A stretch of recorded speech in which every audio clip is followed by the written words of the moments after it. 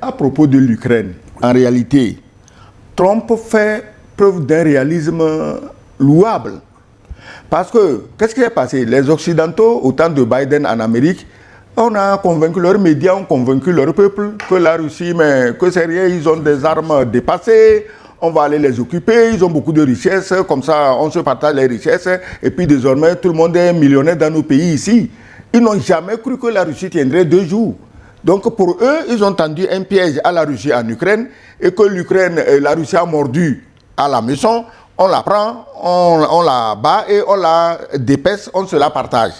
Mais quand Trump est venu, il a regardé le chose des armes sur le terrain, il s'est dit non, l'affaire là, Biden et ses vieux acolytes, ils se sont trompés sur toute la ligne. La Russie a un armement avec lequel personne ne peut s'amuser aujourd'hui.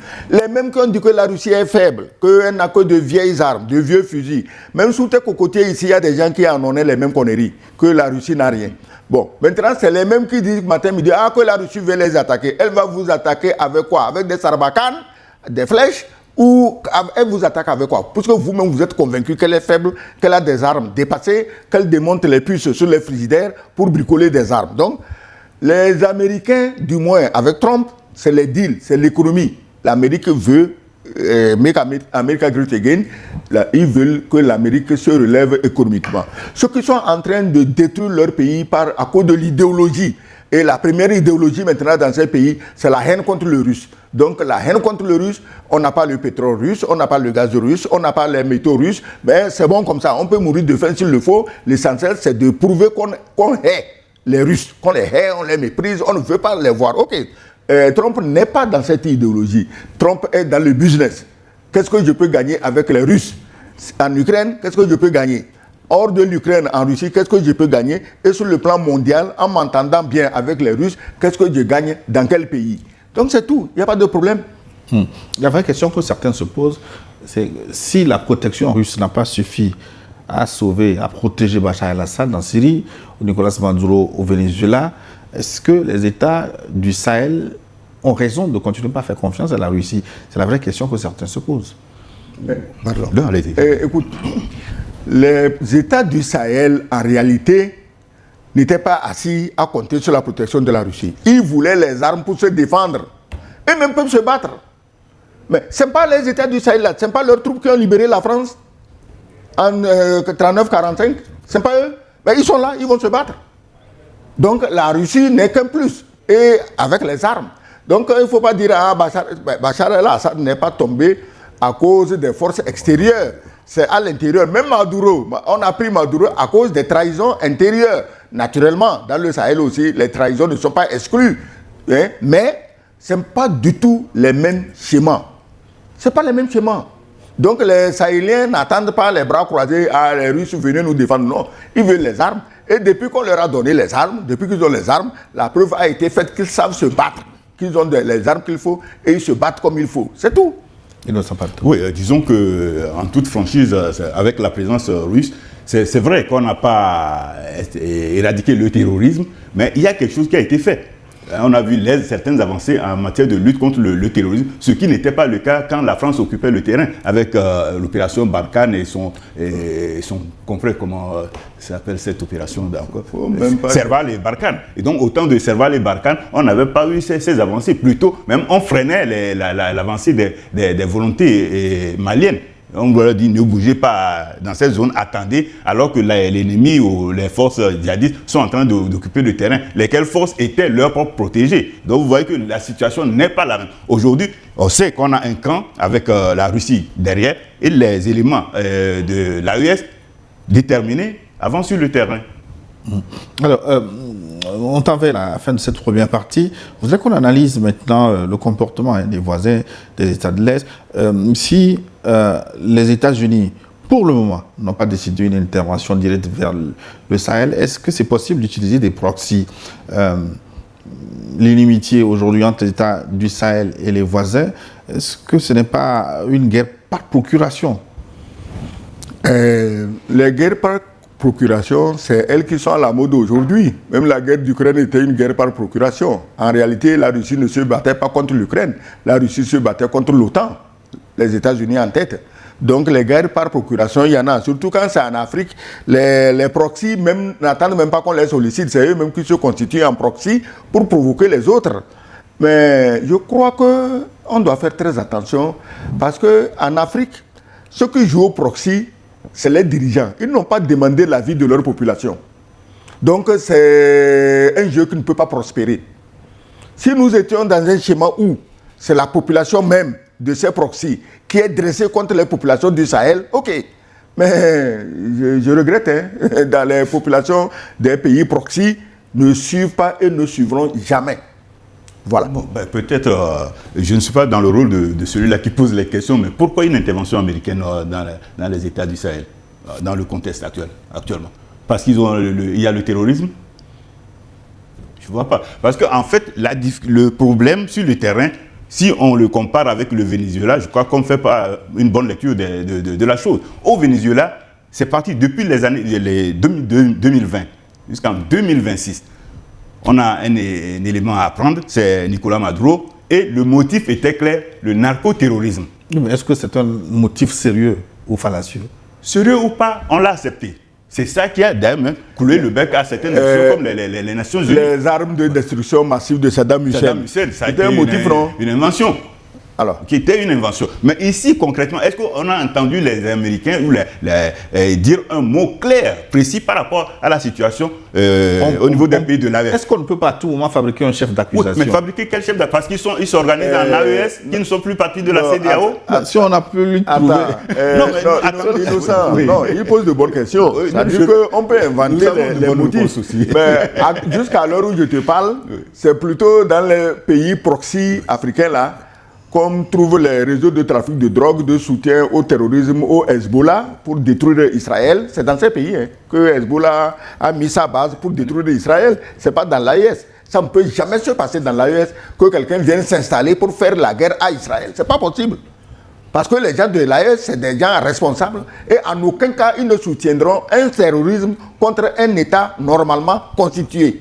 Ce qu'ils refusent chez eux, ils ne peuvent pas faire ça chez les autres. Mais les autres n'ont pas de scrupules. Hezbollah est là. Bon, allez-y, allez terroriser Israël.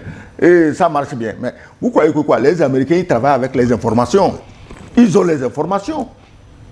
Mais pour trouver un chef d'accusation au Sahel, ça ne peut pas prendre du temps. Parce que dernièrement, pour le Nigeria, on a trouvé...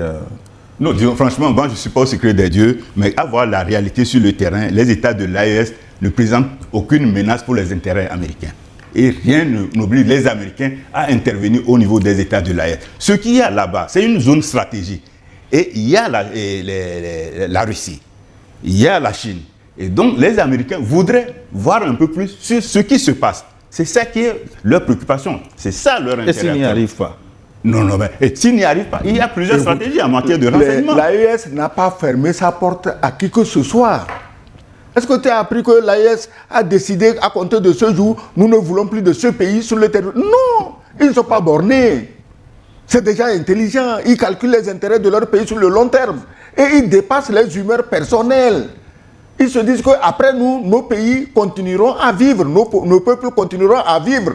Ceux qui calculent tout sur leurs émotions personnelles, mais c'est eux qui ont des problèmes et c'est eux qui auront des problèmes. Les Américains vont préférer toujours travailler avec des peuples où il y a l'ordre et la discipline. Et le travail, où les gens travaillent, où il n'y a pas la corruption. Tu entends ce qui est en train de se passer ailleurs? En matière de corruption, d'implication dans les affaires les plus louches du monde? Ou bien tu veux que je parle et on va aller encore m'accuser d'être contre celui qui j'ajoute allusion à l'affaire Epstein. Ah oui. Permettez que j'ajoute pour dire que si les États de l'AES étaient dans ce jeu de sentiments, ils n'auraient pas permis aux Américains, qui sont déjà partis, de revenir, de commencer par des négociations. Ils sont dans le bon sens. Vous voulez nous aider, vous voulez suivre nos règles, nos principes, venez, on va travailler ensemble. Donc ils sont dans une dynamique bien disciplinée, bien respectable. Alors, si vous devez définir la politique américaine en Afrique, aujourd'hui en 2026, en un mot, c'est de l'opportunisme, de l'endiguement ou de l'interventionnisme? C'est le tout à la fois. C'est le tout à la fois. Parce qu'en fait, en réalité, l'Afrique n'est pas une priorité pour les États-Unis d'Amérique. Aucune priorité. Même quel que soit le réservoir qu'on a au niveau des États de l'AES, ça ne représente rien par rapport à ce qu'ils ont au Moyen-Orient.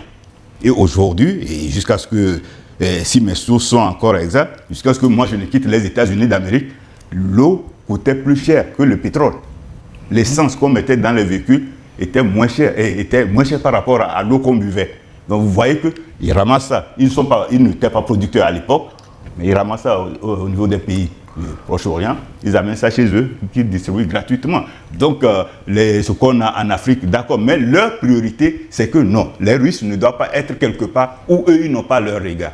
Ça, c'est une politique très, très ancienne pour les États-Unis d'Amérique. Et puis maintenant, s'il y a une priorité qui concerne les États-Unis d'Amérique, la question du terrorisme et autres, ils sont prêts à agir. L'AES, c'est des pays dont les dirigeants ont l'esprit ouvert. Ils travaillent pour l'intérêt de leur population. Les Américains travaillent pour les intérêts de leur population. Tu viens de le dire, que l'essence coûte même moins cher que l'eau. Donc, voilà le mérite de Trump. Ce n'est pas la même chose que dans les pays où on affame la population pour des raisons, je l'ai dit, idéologiques. Ce n'est pas la même chose. Entre celui qui travaille pour le bonheur de son peuple et celui qui travaille pour le triomphe de son idéologie sectaire, mais on n'est pas sur la même longueur d'onde. C'est ça la force de Trump. On a beau dire ce qu'on dit, hein, mais lui, il est dans le sens de on va améliorer la vie des Américains. Est-ce que quand tu regardes partout dans le monde, on est dans cette logique? Non, on va affamer les gens, on va augmenter le prix du gaz, on va augmenter le prix de l'électricité.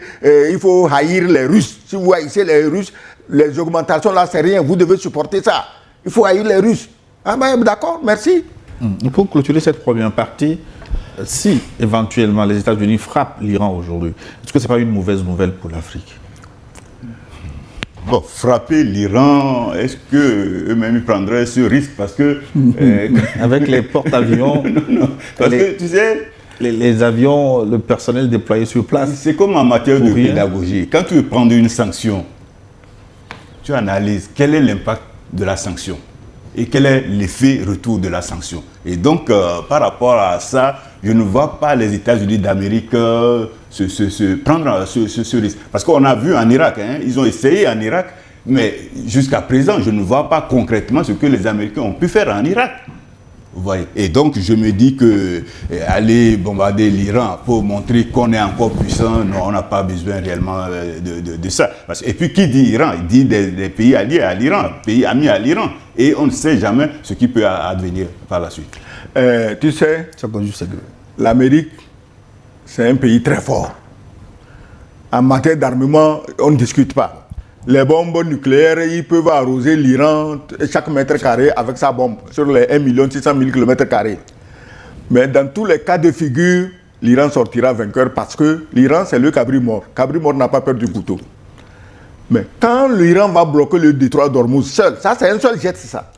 Et que l'essence va passer aujourd'hui, je crois, de $60 à $200 le baril. Comme il le décrivait aussi d'une manière aussi optimiste, au lieu que le gallon là-bas soit à 1 ou 2 $, qu'il monte brusquement à $20, mais c'est Trump qui tombe, hein, ce n'est plus l'ayatollah. Hein. Ce n'est pas l'ayatollah qui tombe. Ça, rien que le détroit d'Ormuz. Tu prends maintenant les correspondants de l'Iran dans la région. Hier, l'ayatollah irakien Ali Sistani a dit que si jamais l'Amérique attaque l'Iran, lui, il va signer une fatwa contre les forces américaines. Il faut faire attention chez les musulmans. Quand ce ayatollah-là signe une fatwa, ça veut dire que même dans les rues de Bagdad, désormais, c'est impossible qu'un militaire américain se promène. Donc, tu prends les Houthis, eux, n'en parlons pas. Ils sont tellement têtus, je ne sais même pas ce qu'on peut faire pour les calmer, mais tu sais ce qu'ils ont déjà fait. Tu prends maintenant le Hezbollah, qui a trouvé des correspondants en Afrique de l'Ouest où ils collectent l'argent pour aller terroriser Israël. Tu prends maintenant les gens du Hezbollah qui sont au Liban en train de terroriser Israël, mais l'Iran a à mettre tellement de cartes, il faudrait que l'Amérique bombarde tous ces gens-là. Il va bombarder le Hezbollah, 2, 3, 4 bombes atomiques alignées au Liban, bombarder les Houthis, une dizaine de bombes atomiques, parce que le Yémen, c'est des montagnes. Après, aller bombarder les Irakiens. Après, aller bombarder. Pendant ce temps, où sera l'Amérique? Parce qu'aujourd'hui, l'Iran dit, écoutez, pour nous, ce n'est même pas la peine qu'on attaque les pays voisins. On va frapper l'Amérique directement. Mon ami, chez nous, on dit que si quelqu'un, un aveugle, te menace, qui va te jeter une pierre là. C'est qu'il a déjà le pied sur la pierre. Oui, mais Saddam Hussein aussi avait menacé. Mais Non, Saddam Hussein, le ça pauvre. n'a jamais eu lieu. Non, Saddam Hussein, tu sais, Saddam Hussein, excuse-moi, c'est un idiot. Parce que s'il n'était pas un idiot, on n'aurait pas réussi à le montrer contre les ayatollahs. Parce que c'est les Américains qui lui ont dit de faire la guerre à l'Iran. Pendant 8 ans de massacres, on a affaibli son armée. Il a fait une armée, Saddam Hussein. Même si c'est les Occidentaux qui l'ont équipé, il avait une armée. Donc on a affaibli son armée, on l'a affaibli lui-même. Après, on est allé le prendre dans un trou comme un rat. C'est lui-même qui a accepté l'erreur. S'il n'avait pas attaqué l'Iran, il ne serait pas arrivé là-bas. On va marquer une pause pour des nouvelles à prendre, une nouvelle édition du journal et peut-être des impératifs commerciaux. On va se retrouver dans la seconde partie de New World Forum et je vais relayer vos contributions sur le thème d'aujourd'hui. Après l'Iran, est-ce que le Sahel a des craintes par rapport aux velléités impérialistes de l'OTAN? On se retrouve dans 10 minutes pour la suite de New World Forum.